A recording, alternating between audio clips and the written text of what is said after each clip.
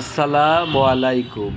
ইয়া হালাল কবর, আপনাদেরকে আজকে আমি দেখাবো চাপাতলি কবরস্থানের গভীরতা কতটুকু। আপনাদেরকে দেখানোর চেষ্টা করতেছি। এই মাথা থেকে ওটা হচ্ছে সবার লাস্টের একটা গেট, মাঝখানে একটা গম্বুজ আছে।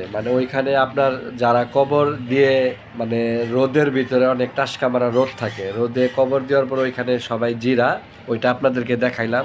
এই কবরটা অনেক আগেই দিয়ে রেখেছে, তারা ট্রাইস করে রেখেছে, তাদের টাকা আছে। যাদের টাকা বেশি আছে তারাই কবরের ভিতরে ট্রাইস করতে পারে। এইখানে নিয়ম আছে। আপনাদেরকে দেখাবো, এই যে এটা হচ্ছে আপনার ব্রিজ মাঝখানে, এটার কি মধ্যম জায়গাটা, এটার ভিতরে আপনাদেরকে একটা বেল গাছ দেখাবো। এই বেল গাছে মাঝে মাঝে রাত্রের বেলা অনেক জিন প্রকৃতির জিনিসগুলা এখানে দেখা যায়। আপনাদেরকে আমি এটাও দেখাবো। এই যে নিচে দেখতে পারতেছেন, এইখানে একটা একটা লাশের একটা মারা গেছে, এখানে দেখতে পাচ্ছেন, এখানে অনেক গন্ধ বেরোইছে, অনেক গন্ধ দেখা যাচ্ছে। এখানে জিনেরা এর জন্যে আসে। এই পচা একটা গন্ধ এখানে বিশাল বিচ্ছিরি, এখানে থাকতে পারতেছি না। যাই হোক, সামনে আগাইতেছি, আপনাদেরকে দেখানোর চেষ্টা করতেছি। আপনাদেরকে আজকে আমি দেখাবো চাপাতলি কবরস্থানের পরিবেশগুলো। পরিবেশটা যখন আসবেন, মিঠি মিঠি খুবই ভালো বাতাস এখানে।